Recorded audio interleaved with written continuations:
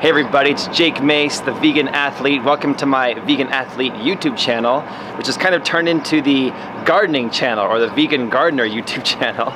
And I wanted to show you guys a tour of my garden for May 2016. So I want you guys to sit back, get ready for a longer video that I'm going to showcase most of my edible landscape for you. The Pamela and Jake Mace Longevity Gardens tour. Let's get started over here. I always love movies like Jurassic Park or Willy Wonka and the Chocolate Factory, where they open the gate to the chocolate factory, or Welcome to Jurassic Park. So I have my little tiny gate, hardly that scale, but welcome to Longevity Gardens.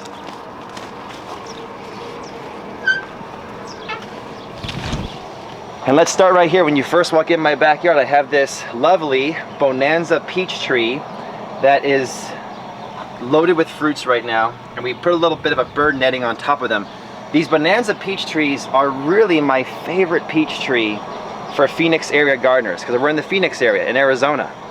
And the reason why is because this guy's 4 years old and he stays kind of small and bushy, so all the fruit is pickable, and you can easily just drape a net on them and the birds stay off. And they really deliver juicy peaches that are very big. I used to have a Florida Prince. This guy puts off much bigger peaches than the Florida Prince did. So looking good, and I think these peaches are about 1 week away from being fully ripe. This guy right here is a hackberry, which is a native to the Arizona area. If you do a lot of hiking, you'll see the hackberries. They put off yellow fruits. I never water them, drought tolerant. And to your right, when you first walk in, you'll see this passion fruit vine.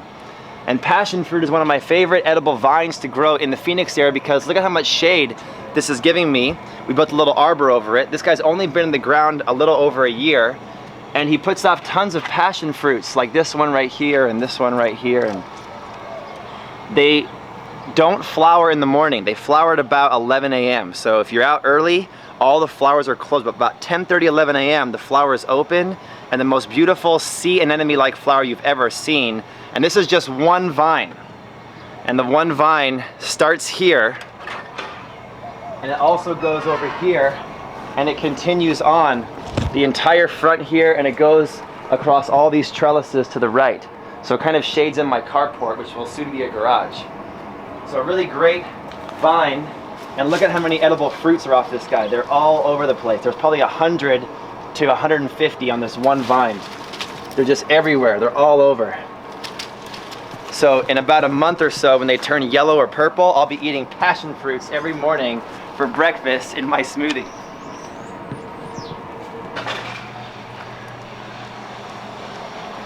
If we keep going, we have a pretty young fig that's been in the ground about a year and a half. And this guy's a brown turkey fig, which are really delicious. They're loaded with green figs right now, but they'll turn a little brown color, and that's when they're ripe, when they about triple in size and get brown. This is an Australian eucalyptus, or Australian bookshelf leaf that was not technically edible, even though we do put it in the shower to make it have a nice kind of steam room effect in there. But this was Pam and my first tree together as a couple. Is a little guy from the Desert Botanical Gardens plant sale, and he's grown really big, and we never water him. He just lives off of native rain, and he blooms so many flowers that are one of the most important bee attractors in my yard. So as far as a pollinizing, attracting tree, this is what it's all about right here, the bookshelf leaf eucalyptus. We got grapevines growing up the trellis. And when you first walk in to the right, you'll see the Avocado that's doubled in size since I planted them in front of you guys here at the YouTube channel, so check that video out. To the right over here is the ironwood that I planted when he was in a 1-gallon pot, $7 from the Desert Botanical Gardens plant sale. And the 1-gallon pot, $7 tree, 4.5, 5 years later to this incredible ironwood. He has not flowered or fruited yet, but I'm looking forward to that because the fruits and the flowers are delicious and never has to be watered. He's a drought tolerant tree. This Avocado I picked up from Seamus O'Leary's tropical fruit trees, and his leaves look great so far. We already shaded him for the Arizona summer because it's May 10th today, and soon these guys will be baked in the north of 100-degree weather. So get ready to shade your sensitive plants. We got a new little banana orchard over here, started with a little banana palm, some babies down below, a little guava in the raised bed over there, and a burgundy plum, which is brand new. Behind here, we really try to utilize all the microclimates that we have in our yard. We only have 1/3 of an acre, so it's not that big. We're in the Phoenix area in the city. Arizona. And so when I have a microclimate that's well shaded, I try to exploit it and use it. So back there, I've got a baby black sapote chocolate pudding fruit, which gets shaded by the tree above it. I've got tomatoes back here with some loofah that are just started to grow from seed behind the tomatoes. And those little tiny plants behind the tomatoes, the loofah, they are going to climb the trellis and become incredible specimens with big yellow flowers, and we'll have loofah sponges all summer long, and then they'll be harvestable around Thanksgiving time. This guy right here has become an incredible fruit tree. It's the white Pakistani mulberry. He's giving lots of shade to the trees below him, and these guys fruit. And so if somebody has any allergy problems, it's not necessary to avoid planting the fruiting kind, just don't plant a male. The male mulberries put off the pollen that affect the air quality, but the females put off the fruits that really are edible and an important food source for my family. So this is an incredible specimen that's giving a microclimate to everything below it. Over here I've got my quince tree that's loaded this year with quince. He got only about 1 or 2 quince last year in his first year, but this year he has over 20, close to 30 quince. And they're nice and brown and fuzzy, and they'll get bigger than this before they're ripe. So I put a little Anna apple from Greg Peterson next to him, and the Anna apple is sharing the same water system as the quince. So they're getting 2 trees for the water of 1. And that's what I was trying to do here this year for the first time, trying to maximize my food production in my yard for the same amount of water. And so any trees that aren't huge and water suckers, I give them a second tree as a partner, and they grow really well. Look at these guys, they're only about 2.5, 3 feet apart, and they're growing great so far. And I've seen tons of evidence that shows trees can be very close together, even touching, and they can thrive. So don't be afraid to plant your trees too close together. This is a Katy apricot that's we nursed back to health. You guys saw the video with my man Jay Behringer from Edible Foodscaping, and we nursed this guy back to health. We've got the baby Jim Bacon avocado starting to grow, look nice, and he's a B type. And so we're gonna have him to pollinize our A type avocados. And he's planted in the middle of the pineapple guava bush that's still putting off edible flowers. And then these flowers will turn into pineapple guavas. These are very edible and delicious. And my friends who come over, they are always amazed at the taste of these flowers. I give it to them and they go, the snozberries taste like snozberries. Okay, so that's the pineapple guava. We picked up these guys from Exotica Nursery, and they're a jelly palm. So an edible palm tree that puts off like an orange looking date, and it tastes kind of like a citrusy pineapple. So jelly palm, doing really well so far, but hasn't fruited yet. We're hoping maybe next year. This is a brand new persimmon we just put in the ground, shading them. And this is a cool little microclimate area with the pond behind it. We've got a little new Bonanza peach, the mini peaches, my favorite peach tree. And he's gonna fill up this little area right here. And he's sharing a little bit of a water source with the Aravaipa Arizona avocado. That, look at this, he's beyond my height now. He's approaching 7 feet tall because I'm 6'1", and he's easily maybe several inches above my height now. So we've already put him a little bit of shade here, and as it gets to be north of 105, I'll stretch this shade over the dock so that he'll have a lot of shade for the 115 temperatures this summer. But he's looking really great. Look at the leaves, it looks amazing. And again, Seamus O'Leary tropical fruit trees introduced me to this species of avocado, but I've also seen evidence that many different types of avocados work in the desert. We've got 2 of these Aravaipas that were 1.5 feet tall when I planted them 1 year and 3 months ago. You can watch the video on the YouTube channel. And now 1.5 years later, they're this size. We're also growing winter Mexican, Jim Bacon, and so on. So I love the avocado trees, and they are probably one of my favorite in the yard right now because they just look so good. But I really can't wait to eat the avocados because we're gonna make some Longevity Gardens guacamole coming up soon. Another microclimate here, jelly palm number 2 with a lemon tree, the Windy Lindy mom lemon tree. My mom gave me this one. And this is a panache fig, tiger fig, that really struggled the first 2 years that I had him. I had him in a pot for 1 year, then in the ground for 1 year, and now finally I got a lot of mulch around the trunk. I infused him with worm castings and good compost, and he's taken off like crazy. And when he grows above this fence, he'll get more light, and he'll especially do very, very well. It's about 6:30 in the morning right now. So this guy's kind of in a little bit of a shady microclimate over here, but look at all the new growth, and just since he bloomed out for the springtime, just in 2 months, he's gone from this right here where it's brown, and all of this is new in the past 2 or so, 3 months. So pretty amazing. The tiger fig, panache fig, and behind him is a more mature fig, the black mission. And this black mission puts up hundreds of figs, a little bit of a later season producer, and he's reaching for the sky, looking really good. This guy and me have a relationship. We've been through a lot together, and so he's finally starting to look healthy, and I'm really glad about that. Over here, we've got the lemon with the Nagami dwarf kumquat down below that's sharing water source with this struggling finger lime tree that I'm hoping will get more healthy now that I've taken care of him. I've noticed that the little caterpillar of the swallowtail yellow butterfly have been eating this guy, so I've been trying to knock them off. They look like bird poop on the leaves, so knock those guys off. Put them on your mature trees, because the mature trees can take it, but the young ones need some help. Over here we've got a nice little cool section of papaya, and I found that papaya do very well here in the desert. And so down below we have the baby papayas. These guys are probably 5 months old from seed. Okay, so they were grown from seed. My friend David Rosenberg, with the Rare Fruit Growers of Phoenix, he grew them from seed, and when they were about 2 weeks old or so, I got them when they were about this tall at the Rare Fruit Growers plant sale. And I planted them in the ground. This is a Mexican, and this is a Tai Nung #2. And they're both doing well, and they're growing up under the canopy of the mom.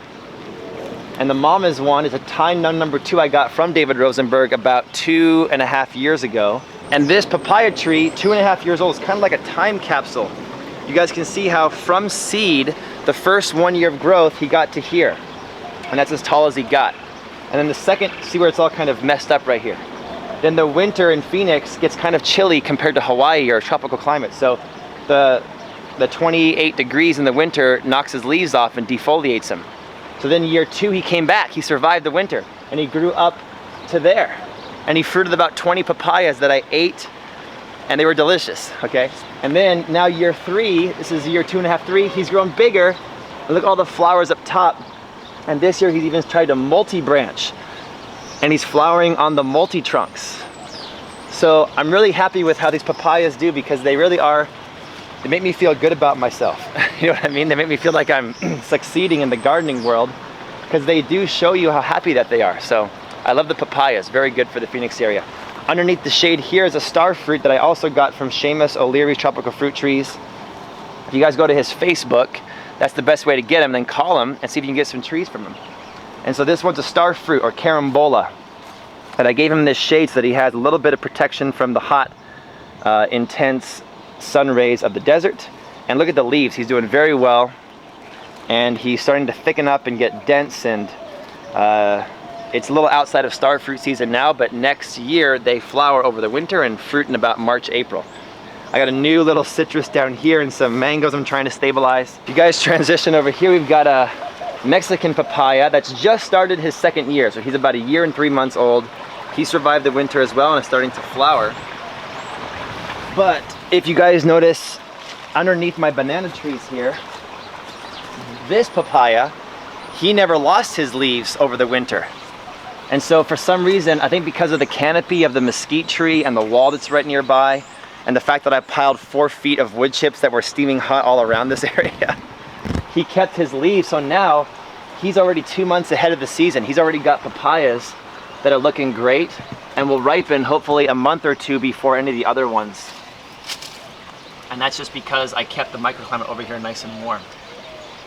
So this guy's kind of skinny, and he kind of makes me nervous. I might have to stake him, I don't know. But I figure these guys take tropical storms. So he's taken some pretty intense winds so far. He has a nice little windbreak back here. The trees, the wall, they all kind of help protect against wind damage. So he's pretty healthy back here. And then over here behind these bananas is a Kerry mango tree that I planted from Seamus O'Leary. It's been in the ground for almost 2 years now. And it's got a couple little mangoes going on in here. So we get these guys to fruit. And he's just starting to put off his new growth, because I've noticed that the Cary mangoes bloom their mangoes and put their flushes of leaf growth out later in the season than other types of mangoes. So the Cary is a delicious, amazing mango. And these bananas look great. Some of them I got from different plant sales around town. Some of them I got from friends who shared their pups with me. Like this one is from Doug Jones, the president of the Rare Fruit Growers. It's a Vietnamese. And this one is from my friend Joey with RAR Superfoods. And Joey, we dug this one off on camera for you guys, and this is a Goldfinger. Really dense, kind of a short, dense guy. And he looks really healthy. And over here, this is the only banana, I don't remember the variety. So I don't remember quite what it is. I'll have to get the fruits off of it and show you guys so you guys can tell me. But this guy's cool because he's got his pups coming off for the first time. So I'm pretty happy that he's got pups, because I can start dividing up my own banana pups and spreading my dominion of banana jungle in Longevity Gardens in Phoenix. And this one over here is another Vietnamese from my friend Doug. Further, this is the lychee tree. I say lychee. A lot of gardeners say lychee, but when I was in China, they always told me the English way to say it is lychee. So I think it's li zhi in Chinese, but the lychee is doing great. Been in the ground almost 2 years. He flowered like crazy this year. He's putting off flushes of new growth, and the new growth looks pretty healthy. And this guy's got some fruits. Check it out. So this year, for the first time, he held on to his fruits, and they're right here, and they're going to be hopefully turning into mature lychees. There's a few more up over here. So when these guys get ripe and we got the lychees coming off them, I'll do a video and I'll eat them in front of you guys, and that'll be a great video. Because lychee is one of my top 5 favorite fruits of all time. If you go over this way, I got 2 mangoes I'm trying to stabilize from Seamus, and they're great varieties. This is a Pineapple Pleasure. We did a mango tasting that we did on the Seamus O'Leary YouTube channel, and this Pineapple Pleasure blew my freaking mind. It was so delicious. So this guy's held on to some fruits, and I'm hoping he'll hold on to them, because he's mature enough and he's been in the ground long enough that the leaves look great, and he's hopefully healthy enough to hold on to these mangoes. I'm leaving him.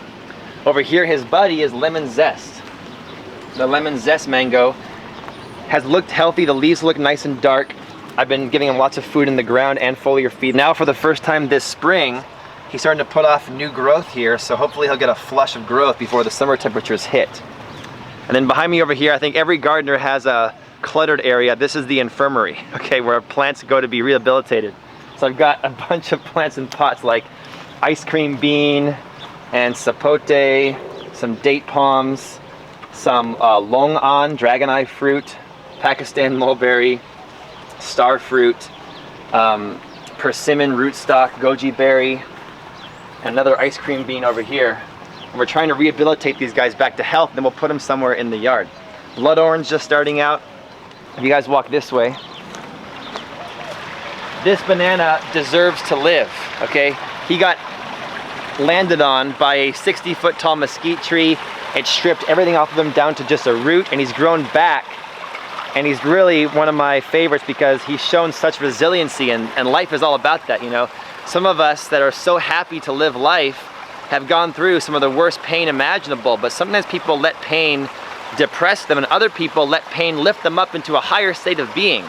And this banana is the latter. He's the higher state of being. He's let calamity lift him up in the world. So I love this guy. And this is a blueberry in pots that I'm growing from Greg Peterson's urban farm. If you guys pan to the right, you'll see kind of the tropical area with the pond catching the morning sun. It looks really nice.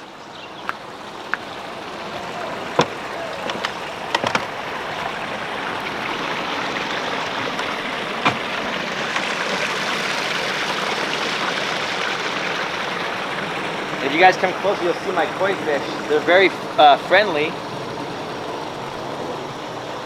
They let me pet them and hold them and stuff, and they're really fun to watch. And we put this pond in ourselves, and so it didn't cost that much. Just took a lot of time and connections and classes and how to learn the art of ponding. So this is my first attempt, and it looks pretty okay, I think.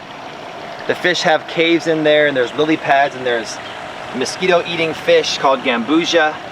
There's cleaner fish and some snails, and we got a water turtle, and the cattails are highly edible. Almost every part of the cattail is edible and usable.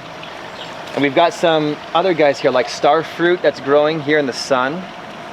Christmas loquat from Seamus that's doubled in size since I planted them about 6 months ago in about January, February. So the loquat looks good. We got some other bonanza peaches, and these guys were also slammed on by that mesquite tree that landed on my yard in the monsoon. You guys saw the video. So all these guys have grown back from that mesquite tree landing on them. The peach, the sugar apple is coming back and looking really nice with leaf growth. The cherimoya survived the winter and is doing okay. He's the one that I got from Greenie's Garden. If you guys go to Greenie's Garden on YouTube, they hooked me up with this cherimoya, and he's looking really nice with the bonanza peach in between. We've got the Royal Poinciana from Seamus, which is a beautiful, beautiful tree. And the winter knocked him back, but the spring temperatures have brought him back from the dead. And he's trying very hard to produce growth up here in these nodes. So I'm convinced that these nodes will start to grow any second. But for now, he's growing from the bottom. And either way, he'll either grow from the bottom or he'll bloom from the top. And either way, he's such a fast growing tree that this will become a 15 foot by 15 foot tree by August, September, because it's such a fast growing tree. So, and I'll try to protect him over the winter a little bit more this year. Down here is one of my favorite areas of my yard because this is a Suriname cherry I got from Greg Peterson at urbanfarm.org. And this Suriname cherry, I never water him. He only gets residual water from the Royal Poinciana. And he's been in the ground for 2 years now, and he's doing great, and he grows next to the chocolate flower. And right now in the morning time is when the chocolate flower blooms. And these are Sonoran Desert, drought-tolerant native flowers. And they really do smell like chocolate. They're really amazing. Oh man, I love them. And the smell is effervescent through everything around this area. It really permeates every square inch of this little corner of my yard. So I love the chocolate flower. Definitely plant them, and they take the heat and the conditions of Phoenix very, very well. Over here I have another bonanza peach tree that's gone to fruit, and I'm protecting it from the birds because these guys are almost ready. And that one actually almost feels ripe. I wish I could eat it in front of you guys, but not quite yet. 3 more days. Over here I have the Adamoya that I'm hoping can make it through the summertime. I'm going to give him a shade here this week. And we've got the curry plant, also from Seamus O'Leary's, that looks really great. And the curry really has been one of my favorites. Look at him, he looks so beautiful. He's growing really healthy leaves down low and up top. And this guy's been in the ground for about almost 2 years now. And he does great here. And you can use him to make curry, whether it's Indian curry or Thai curry. You can use this as a spice in your food. I'm really trying to plant a lot of natives as well. So anything that's native to the Sonoran Desert, I try to include in the landscape because that attracts all the beneficial bugs like bees and butterflies, dragonflies, and others. So we have the globe mallow. This is a white variety of globe mallow. We have the yerba manza, which just grows on its own, no water needed. He just gets water somehow. We got the Mexican primrose, which has a beautiful flower here, pink. And the primrose here grows with the water he gets from the guava. And this is a Ruby Supreme guava that I got from Seamus that got crushed by that mesquite. But look at this now. He's got all of his flowers coming back. He's flowering like crazy, and he'll have guavas this year. So I'm really proud of these guavas for taking that mesquite tree like a beast and coming back nicely. And this guy's a guava that I don't know what kind he is. He's from the Rare Fruit Growers plant sale, and it was not labeled. So we'll find out what it is when he blooms after these flowers are done getting pollinized. The guava flowers look so beautiful, if you guys can see.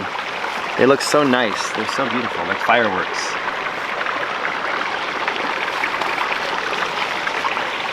Let's go over to this side. We got this advanced loquat, also from Exotica. And I got to shade him today. That's what all the shade is for. We're going to shade this guy today because it's going to be 91. And it's going to be 105 by the end of the week. So we got to start shading our loquats. I've got a little hedge I planted of bonanza peaches, and they're going to be growing bigger. And if we go this way, we have the peacotum. Brand new, just planted. We got the Chandler Pomelo, which is red on the inside, the red Chandler Pomelo. This guy's from Greenfield Citrus Nursery, brand new, just planted, and doing well so far. Another Christmas loquat already shaded. And if you spin around behind you to the right, we got the little grove over here. We got some date palms that we've been growing. Always the female fruiting date palm. We got this apple, I forget if it's an Anna or an Einschmeyer. I think it's pronounced Einschmeyer. The Einschmeyer one. I think this is what that one is. And he's just got so many fruits on this here. Look at this. This section full of apples. Just loaded with apples, and I probably should thin these out. But this plant looks so bushy and healthy now. It's been in the ground over here for about 1.5 years, 2 years, and he's really putting on some great structure and growth. If we walk back this way, we've got, this is one of my favorites. It's actually not a tree, it's a bush. It's the ever-bearing mulberry bush. Here we go around the mulberry bush. This guy I got from Seamus O'Leary's, and it's called ever-bearing. And what I've noticed is that it really does bear for a lot longer of a season than the other ones.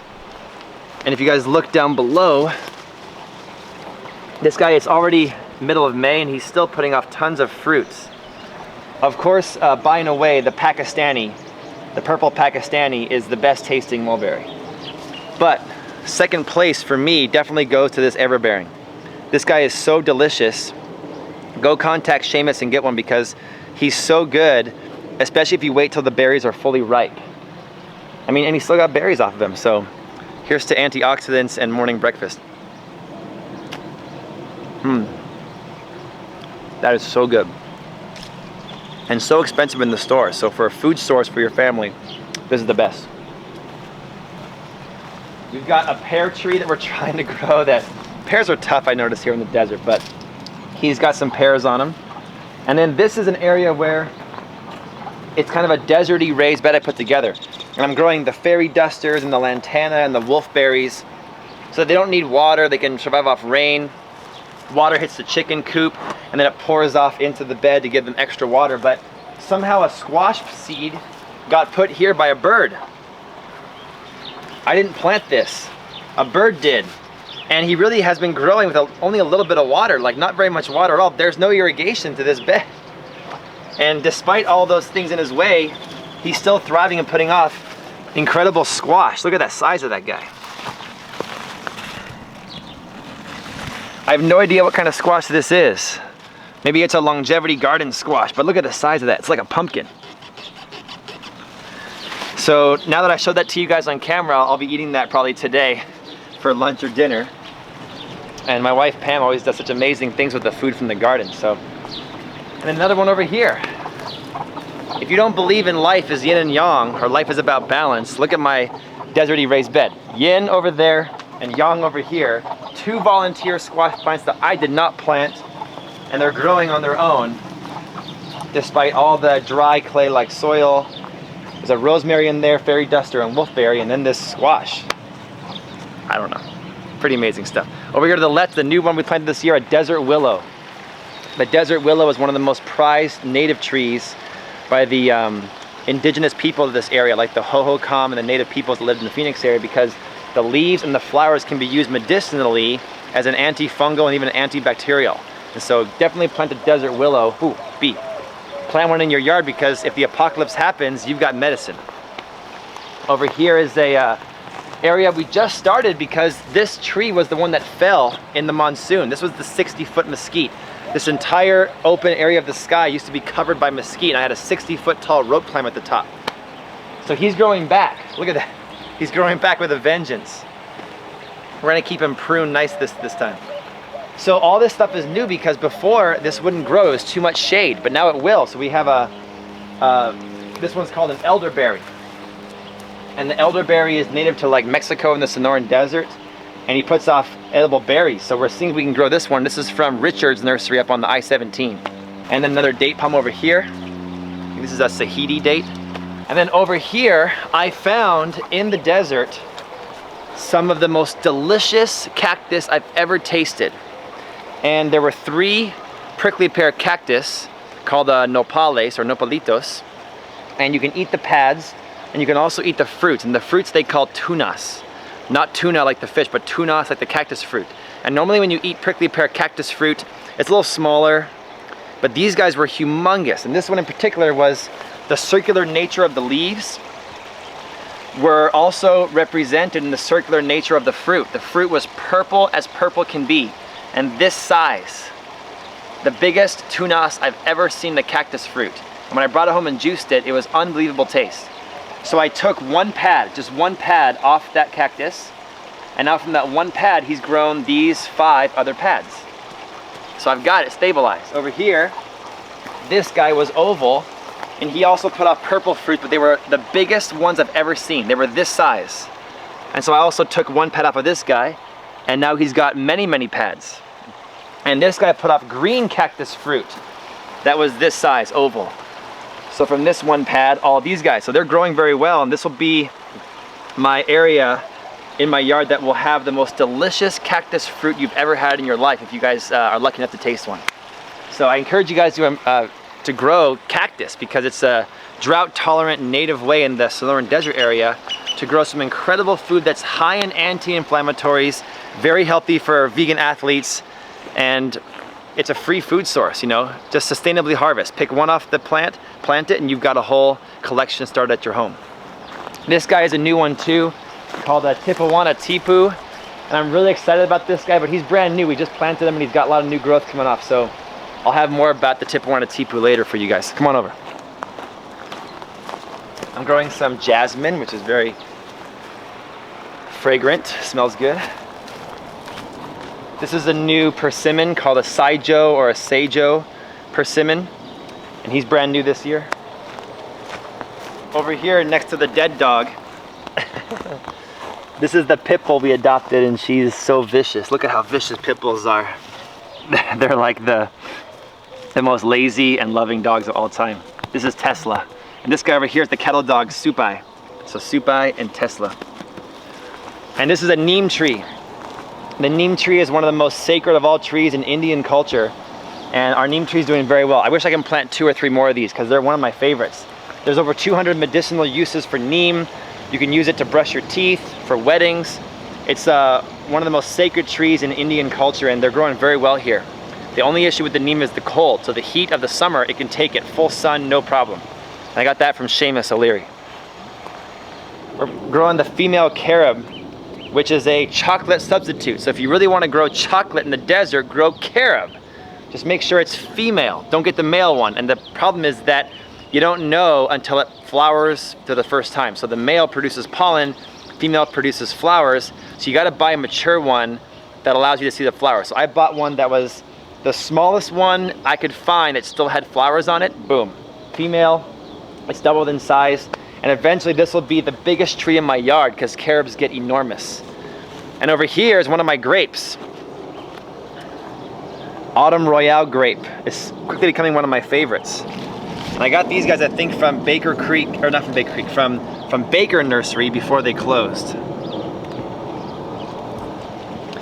That was sad when Baker closed, wasn't it? Kind of sad. But this guy's loaded with grapes this year because we pruned them accordingly. Pam and I went to Napa Valley and Sonoma Valley up by San Francisco, and we learned from some of the vineyards up there how to prune grapes professionally. And the pruning of them really does matter. I mean, this guy is just loaded with fruit, where last year he only had 1 or 2 clusters. So if you guys prune your grapes accordingly, like this cluster up here, if you prune your grapes, they really will produce much more fruit for your family. And we've got 20 grapevines here on site, and they're all loaded just like this one. If you guys come over here, you can see this one over here. Another grape that's just loaded with clusters. Look at this cluster here. It's just huge, dense, amazing cluster of grapes. And they'll be ripe in about a month or 2. Another female fruiting date palm here, and if you come this way, we've got a little bit of a hedge of pineapple guava going on. The pineapple guavas are here. The grapevine is going up here, another Autumn Royale that, again, has tons of fruits on them. And then next to him is the female fruiting date palm. That one's a medjool. So we've got lots of different varieties of food growing in this one little dense area. I've also got a frankincense tree back there behind the grapevine. It's small still, so I won't show you that one yet, but it's a little guy, frankincense. that I'm trying to grow here in the Phoenix area. Ancient, Jesus type food, right? Frankincense, myrrh, gold, yeah. This guy's a Barbados cherry. The Barbados cherry, also called acerola. This year I tried to let him go all winter with no protection. Big mistake, he got knocked back. But he's coming back with a vengeance, and he'll grow all summer, and when it gets to be 120, he loves it. And even though it got hit over the winter, he's still fruiting. Lots of little cherries. They're all up in here. If I kind of jiggle it, you can see them all up in here. And these guys will become ripe in about a couple weeks. So he's still doing really well, and I'll protect him this winter a little better than I did last winter. If we transition to the left, you'll see my living wall. I call it the living wall. The living wall I put up initially to block my tortoises from falling into the pool. And it's done that, it's blocked them. And I'm growing food in it. So I've got the bachelor button flowers from Suzanne Velarde at velardegardens.com. I get if I get plants that are already grown, I sometimes will go to different nurseries, but for the most part, I grow the plants from Suzanne Velarde because she grows stuff that's in season, she grows very well, and she's at different farmers markets all over the valley. So go to velardegardens.com, V-I-L-A-R-D-I. And those are Velarde garden cornflower right there. Over here I've got some cactus going on and some of the borage, also edible, medicinal. It's really important to make teas and drinks out of your edible flowers and then eat them on your salads. Newly planted my sweet peppers. These will become a lot bigger and they will grow all through the summer. Sweet peppers, okra, eggplant, Egyptian spinach, and basil are some of my favorite summertime plants to grow in the garden for the Phoenix area. Okay, let me say it again. Sweet peppers or spice peppers, any kind of pepper, eggplant, okra, Egyptian spinach, sometimes watermelon, and basil.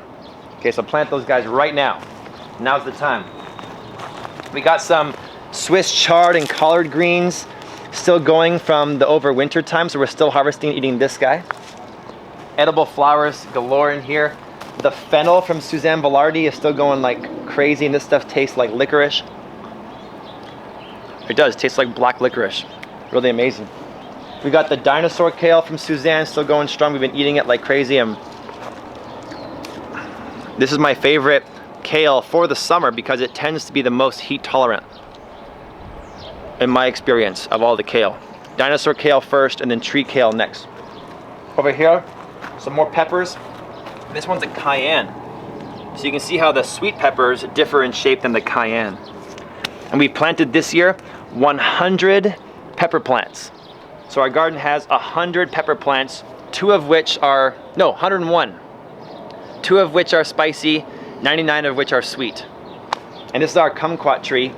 And kumquat's not one of my wife's favorite, but one of my favorite. I've always loved them because my grandpa loved them on my mom's side. And this tree is, and me, got some history. He's growing good. I planted them very wrong at first, but I've amended the soil since then. He's growing nicely. I love this. I love this. This tree is my wife's favorite in the yard. This guy, probably approaching almost close to 12, 15 feet. And he's a pecan that we planted from Baker Nursery before they closed. And he was just a stick. It was the first ever tree I planted that was a bare root. I had no idea what bare root tree meant. I just thought they were trying to pull one over on me, give me a stick with some roots on it. And so I was like, come on, what are you talking about? But I planted it, and lo and behold, about 3 or 3.5 years later, we've got this nice looking pecan that this year for the first time, he kept some fruits. So look right here. He's got some fruits on him that stayed on the tree. So I'm happy about that. So grow pecan. This guy's a Tejas pecan, and we also have a Western Schley. We have Western Schley and Tejas. And this guy looks really good so far. So he'll be the western facing shade for my house that's behind you guys right now. And then over here, we have a moringa tree, and we're doing an experiment to see if planting a moringa tree from seed is better or worse than planting from a cutting. So this is a cutting off the mature ones that are in our front yard that I'll show you guys in a second. See, if you scratch that, it's still very green on the inside. You see that green? That's how you test it. So I scratched it and now it's green in there.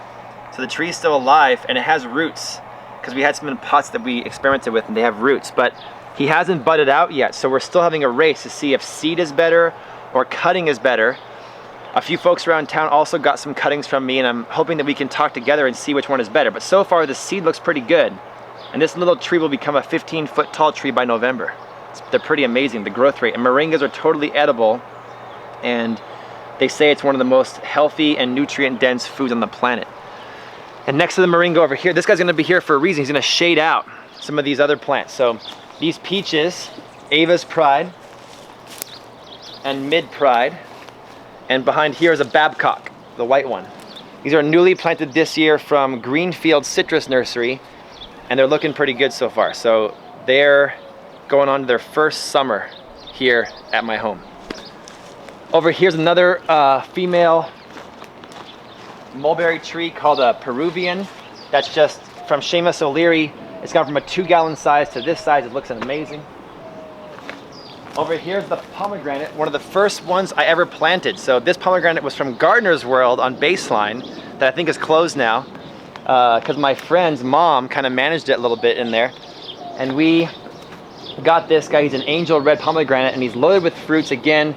And the tricky part with pomegranate is harvesting them when they're ripe. So what I usually say is that oranges get ripe when the palms get ripe. Okay, so wait till the oranges are ripe. But this guy's huge now. We keep canopying him up higher and higher, and the tortoise over here loves to get some midday shade underneath him. So this is my tortoise Leo that is trying to get some sun here and warm up for the morning time because he's kind of chilly. So I'll put him back to his sauna treatment. There you go, Leo, do it, man, do it. And over here is the other Aravaipa avocado. So this one is not as tall as the one I showed you by the pond, but he is much more dark. The leaves are darker because he gets shade after 11 a.m. by the mesquite tree up here. So when we say afternoon shade, this is what I'm talking about. This guy's in a microclimate where after 11 o'clock in the morning, the mesquite tree shades him. The other guy gets sun in spurts. 1 hour on, 1 hour off, 1 hour on, 1 hour off. This guy gets sun all morning and then all afternoon shade until about 5, maybe like 6 p.m. He gets 1 hour of sunset from that angle. And the palm and him are growing side by side. And over here, another little example of a experimental area. Okay, so this is where my tortoise goes to bed. His home is over here. He climbs down into that cave and goes down to hell itself. He goes down 20 feet or so down there. And one of these days I'll put my GoPro on him and see if it can record where he goes, because he goes down so deep I don't know where he goes. But this guy is being shaded by dragon fruit that we're growing. Started with one piece and now it's grown into this. So hopefully this year we'll have tons of fruits on it. Dragon fruit growing over the top, and he gets the shade from the dragon fruit. This is a red variety. And then this is a golden apple. I think it's called a cacti in Vietnamese, and this is a highly prized tree in Vietnam called a golden apple. And he's got some fruit here. Look at this, these two guys held on, and so this guy looks kind of ripe on the right here. So I'll just kind of carefully pick this guy off. He came off pretty easily, and let me try it for you guys.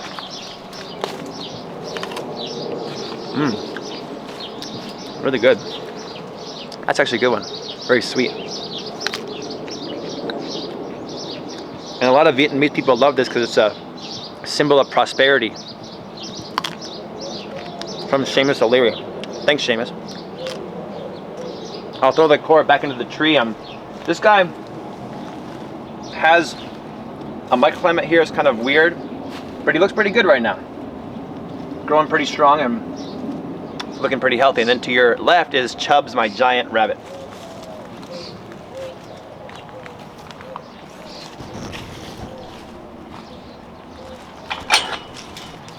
We adopted Chubbs about 4 years ago, and he's doing pretty good so far. And he has a burrow under the ground that he goes underneath to get some cooler temperature in the summertime. And he's been outside for a few years.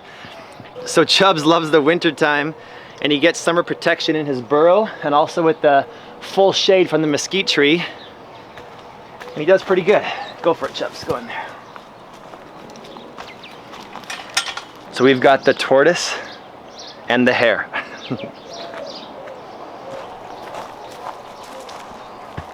Okay, behind me are a few really cool trees. This is a Brazilian red pepper. We eat the peppercorns. They're pretty delicious. They're all in flower right now, and see these green guys there? They turn red. When they're red, they're ripe and ready to eat. And you can put them in a grinder and grind them up like pepper on your food. They're really delicious. They're super invasive in wet climates like Florida and Hawaii, and actually illegal in Florida because they're invasive and they take over the native landscape. But in Phoenix, in the Arizona area, they don't grow because it's too dry. So they're okay to plant in Phoenix because of the dryness of the climate. So this guy's been pretty good, but he will become the shape however you prune them. If you prune them like a bush, they'll be a bush. Prune them like a tree, they'll be a tree. Next to him is another date palm, the Barhi date, which I moved on camera, and I was sad when I moved it, but he's taken the move pretty well and he's growing very nicely. And behind him are my jujube trees. I have a Lee, a long, and a contorted jujube. I'll show you them in a second. Over here is the xeriscape, full of a lot of cactus that's edible, like the Florida blue Palo Verde. This guy is called the Florida blue Palo Verde, and he's in bloom right now. And all of these seed pods are highly prized by me. I wait this whole year for this season because they are so delicious. I never have to water this tree. It was $7 at the Desert Botanical Gardens plant sale. And I've watered it 3 times ever in the last 3 years. And that was in the first couple months. So I haven't watered him for over 2 years. And even though he never gets watered, he's drought tolerant because he's native to like dry areas. And he produces these seed pods. Sorry about my gardening hands there. And they are so delicious. They taste just like sugar snap peas. Really good. So throw those guys back as mulch and plant a Palo Verde because the flowers are edible and so are the fruits. The aloe vera back there, it's edible and also medicinal. We got some Indian fig, nopales or nopalitos, and we harvest the fruits off those guys. And then we have the desert lavender, which really grows nicely and smells great, and we can harvest it and dry it and use it inside. And over here is my jujubes. This guy, I think this guy is the Lee, and he is loaded with fruits. I forget where I got this guy from. Over here is the contorted. I definitely bought this one from Baker Nursery before they closed, and this guy I planted in front of a gardening group here, and he's got so many fruits everywhere. And they call him contorted because the branch structure is all messed up, kind of like a zigzag shape. And over here I've got grapevines growing up the cat enclosure. My cats go through tubes from the house outside, so my cats, who are indoor cats, can get sun and air and bugs and stuff, and their litter boxes are outside, not in the house, they're outside. And they go through tubes, and inside the house you'll see 2 little cat doors. They go through the cat doors, through the tubes, into the enclosure. It's covered by grapevines. And these guys fruit as well. This one's a blueberry grape. He's got a couple little clusters here this year. And this guy has some catnip down below, and the catnip grows with only water it gets from the grape, and it grows through the cat enclosure, and the cats can eat it through the chicken wire. So that's pretty cool. Little flame grape. And then over here is a fig tree I planted as also one of the first trees I planted 4.5 years ago that was just a stick in the ground from a friend's tree. So that a friend of mine named David cut a branch off his tree, gave me the branch. I planted it, boom. This is what happened 4.5 years later. Look at all the figs on there. And these figs, they plump up about 2 or 3 times bigger than what they are now. And they turn a bright yellow color, like a light yellow color. And that's when they're ripe. When they get light yellow, when they get larger. So they're probably about a month away from being ready. And then I'll harvest them and eat them in front of you on the YouTube channel here. So, and then a new pomegranate I'm trying to grow right here, a Palm Wonderful, which is just nice and tucked in right there. Back over here's a cool area. We got a new stone fruit tree called the Pluary that I got from the Rare Fruit Growers of Phoenix. Pluary is really delicious. We put him here so he has a shaded microclimate. We're hoping he'll grow above all this. And in front of the Pluary is the goji berry. It's been in the ground for about 4 years. Check this out. And this goji berry right now is loaded with fruits. The leaf structure of the goji always looks kind of bad, but that's pretty typical. but the fruits look pretty good, and the birds and I always fight for the fruits. Let me pick some here for you guys and I'll show you. It's really hard to find fresh goji berries because normally when you buy them in the stores, they're really expensive and they're dried. And so this is what they look like fresh. And goji berry is one of the highest sources of protein and antioxidants in the fruit world. So they're very nutritious fruits. And I don't think, they're not as delicious as a raspberry. And a grape is definitely more delicious, but they're delicious enough and they're very nutritious. So bottoms up. Very unique flavor. Tastes just like a goji berry. Okay, the final place in the backyard is the main garden center I call the fridge, so come on over. My biggest pest here at my home in the Phoenix area is birds. Birds have been the bane of my existence for a long time, so I put this netting over top of the entire garden center to block the birds, and it works pretty well. Come on in. So the main garden center, what I've turned it into is not everything is thriving all the time. I have so many raised beds now that I don't have to have my entire garden kicking ass all the time to be successful. So some parts of my garden are newly planted. Some parts of my garden are going to seed. Some parts of my garden are harvestable and they're ready to eat right now. So we have the entire garden in different stages of growth all the time. So for instance, over here on this side, it's a newly planted raised bed. We've got a newly planted ashataba plant, newly planted pepper plants, and in front of you guys, newly planted tomatoes from Suzanne Belardi. And I just did a newly planted tree kale or tree collard cutting right here because these will be the tree collards of the next generation. I'm guarding the trunk from sunburn with this burlap. And behind me are the mature mother tree collard plants. So these guys have been in the ground about 3 years, maybe 2.5 years, and they're pushing 10 feet tall now. And they're really starting to lean, so we've had to stake them up, and I gotta stake them today because they're looking a little bit unstable. But they're really delicious. They don't ever go to seed, and they don't ever go to flower. In my experience, mine have always just been propagated with cuttings. And whether you eat them when they're big and mature or when they're younger, they're really delicious. And in my opinion, my wife put together a really good recipe for collard green chips or kale chips. And when we put olive oil on these guys and we put spices on them and nutritional yeast, put them in the sun for just 6-7 hours, and they dehydrate into chips, and they're so delicious for hikes and stuff. There's a video how to do that right here. Click on it, we show you how. Over here, these tomatoes are about 1 month ahead of these tomatoes. So that's a month before, and that's a month later. These are also all from Suzanne, and they're growing very nicely. And they're in a nice microclimate over here. So this part of my garden gets morning sun, afternoon shade. So the tomato season, in my experience, is extended 1 month on this half of my garden. So over here I've got some tomatoes with potato leaf, some with traditional leaf.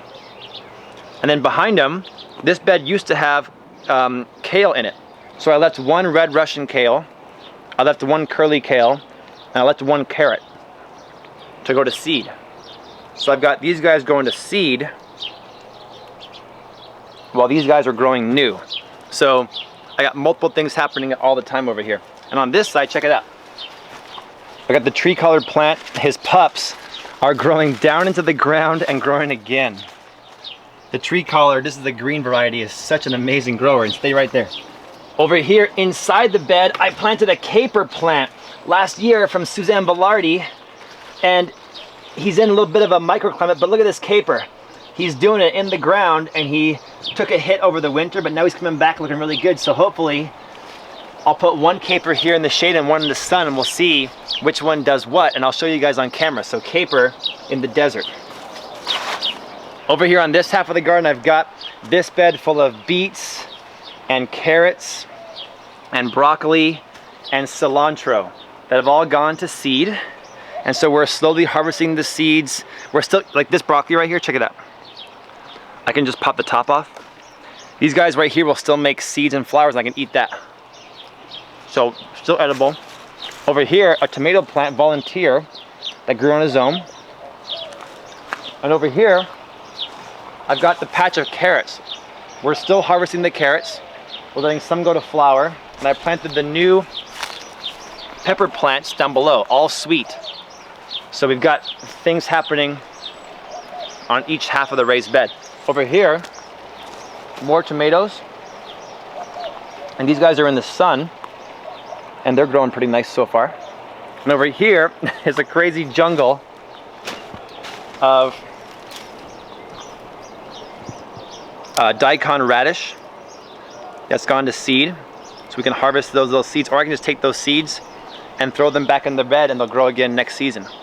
Daikon radish with the beets. Here's what beet flowers look like. Back here there's some carrot. And then all this is all beet. And so we'll have all of our own seeds to plant. And when you plant your own seeds, not only are you becoming self-sufficient, you're saving money. And the seeds that you grow the next year from your own seeds will be much healthier plants because they'll be more tolerant of your environment. And up above I got one of the yellow swallowtail butterflies.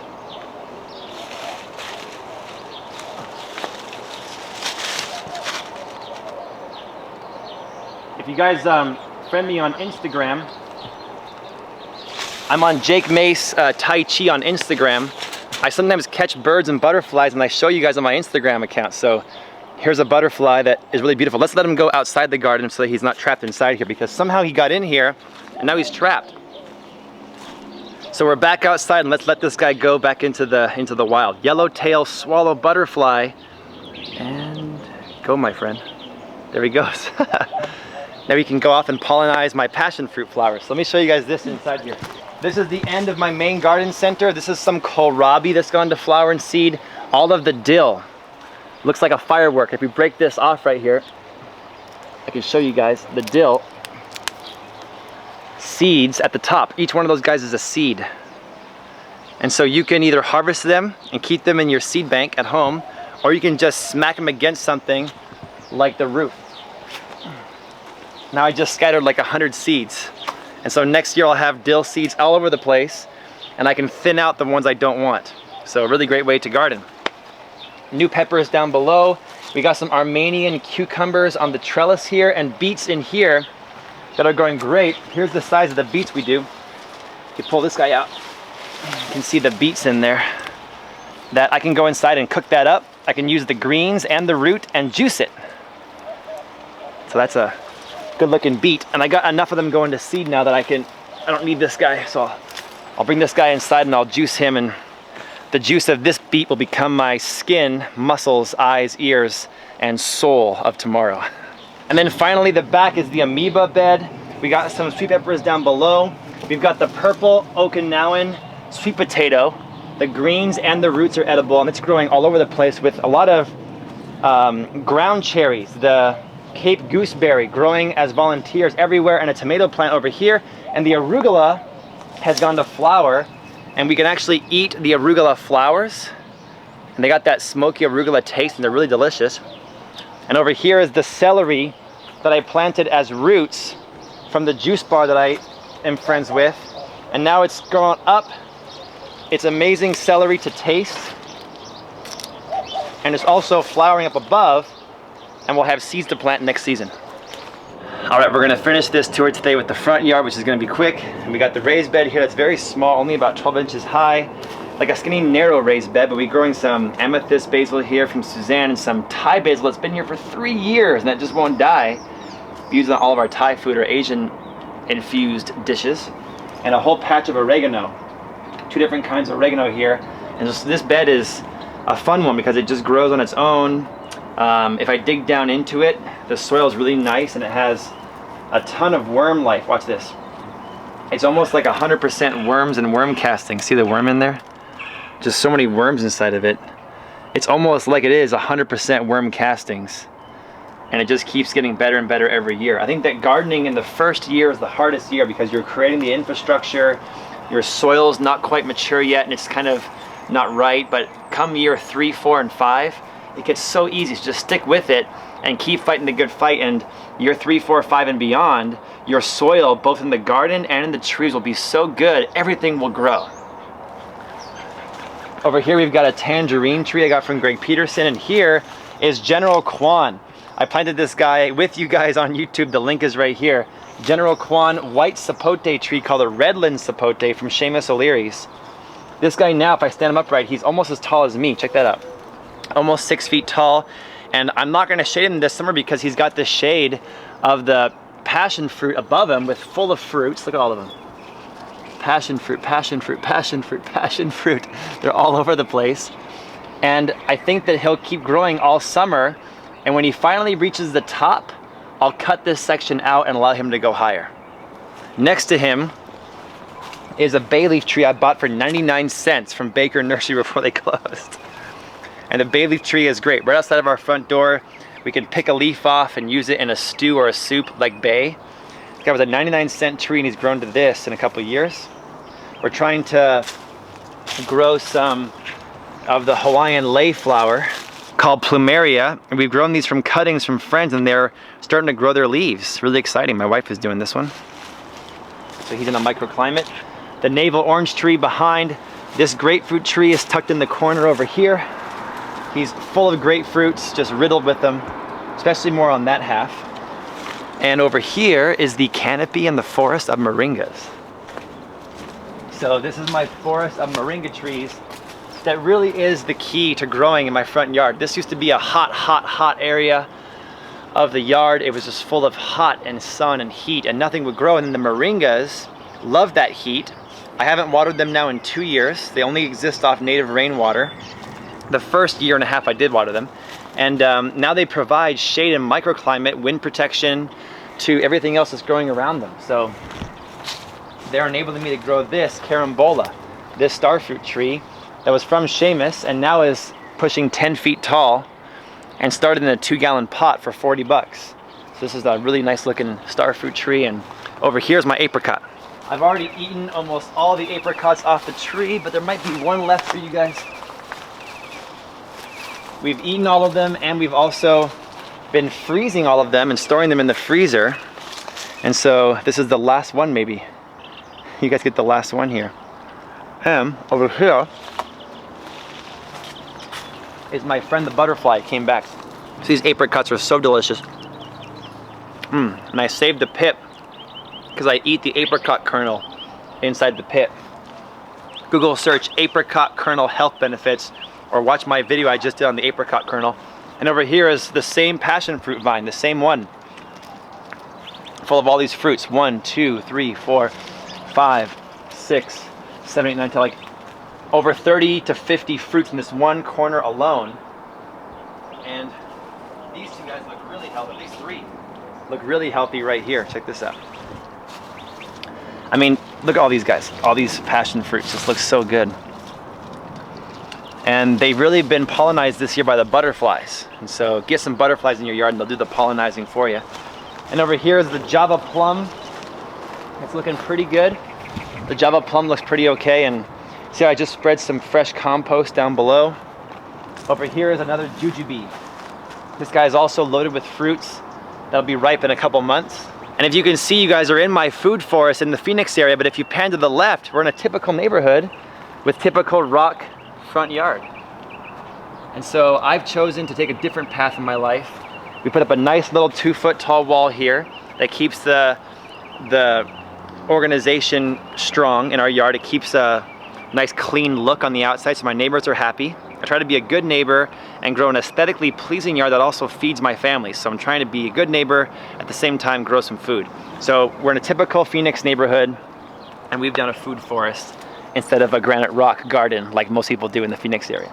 This is a Texas blue giant fig that is the newest fig I planted, but look at this fig here. He's growing really well this year, and this fig has just started to ripen up. You guys can see this guy in the middle. He's just starting to get ripe for the season. And this guy's brand new. I just planted him last year, only been in the ground for 1 year. And these figs, when he produces them, they're enormous. So I'll pick this guy off here. It's not fully ripe yet, but I wanted to show you guys on camera. When these guys get ripe, they plump up 2 or 3 times bigger than when they're green. And you just kind of open them up and they're juicy and amazing on the inside. and they're really delicious. This guy could have been on the tree for about 1 or 2 more days, but he's a really camera lady donation.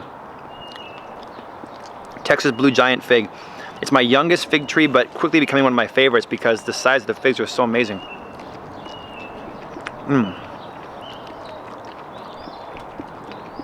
Come on, it's too good. Like, it is Willy Wonka. Everything's edible. And then these guys back in the tree. Amazing. My plum tree right now is loaded with plums. It's a Santa Rosa plum. They're not quite ready yet. I wanted to eat one in front of you guys, but they're not quite ready. They need about a week or 2 more. But they're looking good with their coloring. And so the birds will soon find them, but hopefully the birds will get like 10% and I'll get like 90%. Oh, that one was ripe. It fell up in my hand. See, sometimes what happens is like a bird comes in here and tests it out by taking one peck out of it, and then the ants find it. So I just blow the ants out and then make sure there's none in there because I'm vegan. I don't want to eat an ant and break my vegan powers or get a ticket from the vegan police, but this guy looks like he's kind of plump, kind of juicy. Oh yeah, that's a good one. So, starting to get ripe. Amazing stuff. Oh my God. Fig and now plum. I'm happy. So here's the Santa Rosa plum doing nicely, been in the ground for 3 years. My friend Matthew Lee helped me plant this guy. So this is a Kung Fu tree, because me and the Kung Fu guy planted this tree together. And then over here are some of the other edible cactus, the Peruvian apple. My favorite edible cactus in town. Better than dragon fruit, better than nopalitos. The tunas of the Peruvian apple have edible seeds on the inside, and the flesh is just like dragon fruit, plus they're prolific. They produce lots of fruits.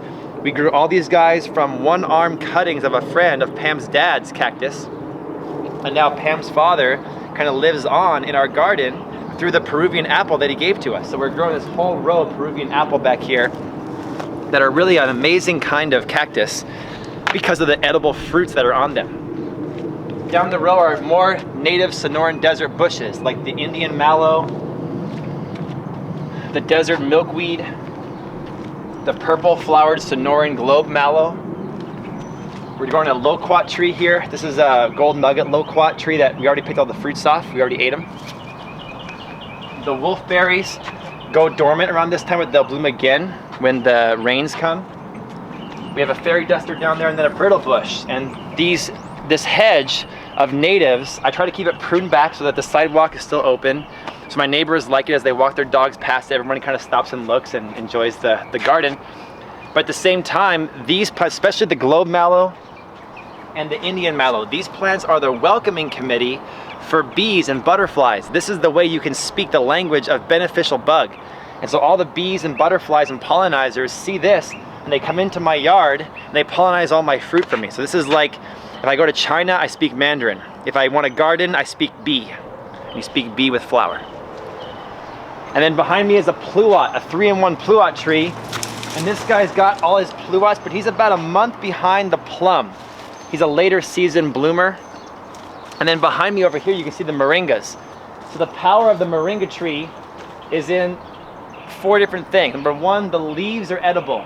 So you can pick the leaves of the moringa and eat them. And they're full of nutrients, minerals, and vitamins. You can pick the flowers, that's number 2, and eat them. Same thing. The young seed pods, like this guy, you can pick that off, and when they're in this stage, nice and young, you can eat them like green beans. Really good. And then the bark, I've heard, you can shave it off and use it like aloe vera in cuts and wounds for cleansing. So highly medicinal fruit, highly medicinal leaf and flower. And when the seed pods are this big, they look like drumsticks, hence it's called the drumstick tree. And we'll let these go to full ripening, and then we'll harvest them for the seeds. And you can usually get the seeds from jakemace.com. And then we'll finish where we started from in the front yard raised beds. We got a whole bed of New Zealand spinach here, next to the Pachyceros Weberi cactus, the big one. This New Zealand spinach is edible and it's just growing so strongly. He overtook all the tomatoes. I'm constantly pruning him back. So plant the New Zealand spinach in like September. It'll grow all winter long and be an amazing specimen and highly nutritious green for your stir fry. Over here are the artichokes. We're still gonna harvest all these guys today for food, but I let 1 or 2 artichokes go to flower per plant so that we can harvest the seeds. And behind the artichoke are the fennel, more fennel, the black licorice herb. But the artichokes look so good. Look at this guy. They look so pretty when they go to flower. They're really amazing. And then over here you can see how nature in action. This bee is pollinizing the artichoke flower, and there's 2 other bees in there too. And actually, you know what? Those are 2 other species of bees doing their thing. That's how excited that I get when I go to a really good vegan restaurant. Get all like, vegan Philly cheesesteak sandwich. Oh my God, it's vegan. Okay, come on over. We've got the passion fruit again with grapevine, and we're back here at the front with my sapote, white sapote, and the guava, also from the Rare Fruit Growers plant sale, which is exploding with flowers and growth. And behind the guava is more passion fruits just hanging off the passion fruit vine. So thank you guys for joining me today. I want to encourage you to go to my Instagram account at Jake Mace Tai Chi.